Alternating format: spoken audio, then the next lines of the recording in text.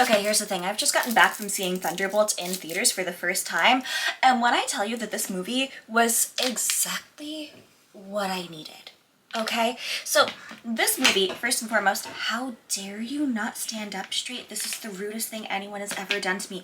This movie, when I tell you, was so charming, so witty, and while being charming and witty, also so emotionally complex that it changed my entire brain chemistry for the 2 hours that I watched. It was phenomenal. It was phenomenal to see a film that took itself so seriously while still being able to laugh. Because the concept is done. Superhero movies are done. This is like the big thing that everyone's doing these days.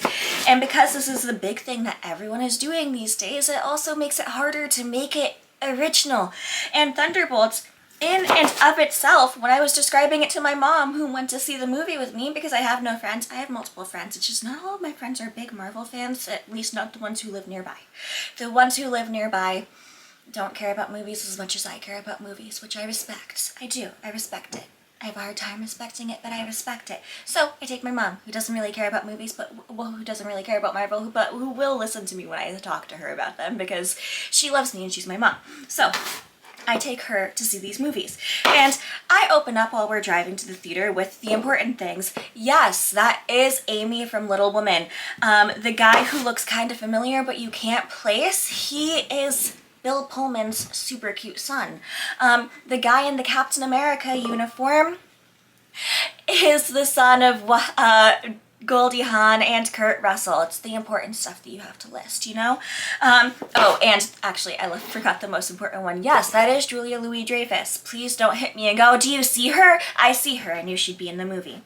These were the things that I opened up with, and when I told her the plot, I was like, I'm pretty sure it's like a Suicide Squad style story, but with ex-Avengers, or not even ex-Avengers, one ex-Avenger. Has Bucky ever really been considered an Avenger? Would we consider Bucky an Avenger? I don't know.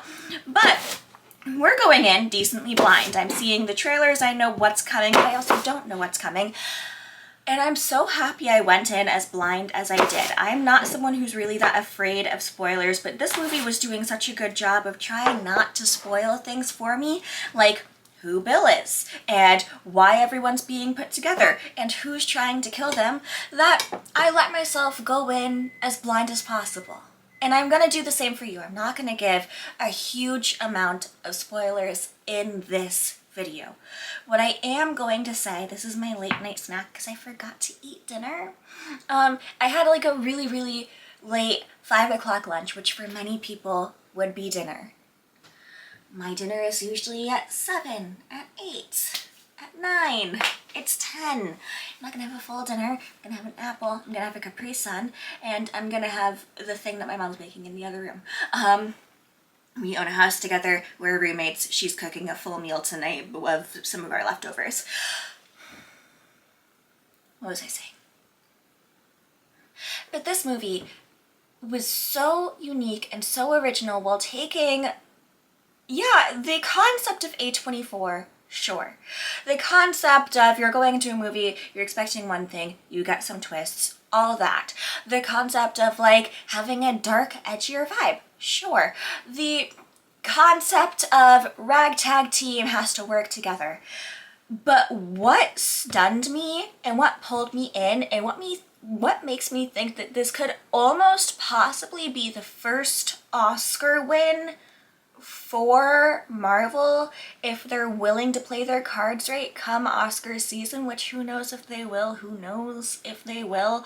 But if they did, I could see Lewis Pullman getting a nomination, and I could see the writers getting a nomination because the use of mental health in this film and the things that they did by analyzing mental health from people who have been around heroes and been forced into heroic acts or violent acts for their entire life is what the boys thinks that they're doing, but has yet to, in my opinion, succeed with. And I'm stunned and I'm shocked and I'm amazed and I'm in love, and I am going to be seeing it again on Tuesday because my best friend told me that she's taking her friends to see it again on Tuesday. And I have not pointed out to her yet that we have a standing date for the first Tuesday of every month to watch a movie together, because she lives in North Carolina and I live in New England, so we Zoom and we choose a movie, and she definitely forgot that this Tuesday is the first Tuesday of the month, but it's fine because I'll be going to see Thunderbolts and she'll be going to see Thunderbolts, and on Wednesday we will actually be watching a different movie that I will get to choose. She will have no choice. It's my month. It's my month to choose. I see what she's doing. She's not actually doing anything. She's perfect and amazing and I love her. Anyways, more analysis to come. This is just a prelim review.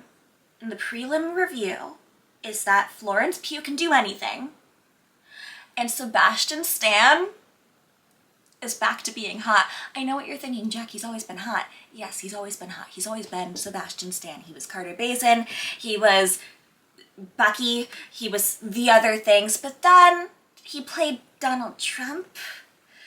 And honestly, for a couple of years, even before that, I was just like, Sebastian Stan, he's beautiful. I get it. But like, he's just beautiful. This was different. This was different. But more importantly, much more importantly, this movie actually had an equal, I think, basically equal number of female to male characters, and even if it didn't, almost equal.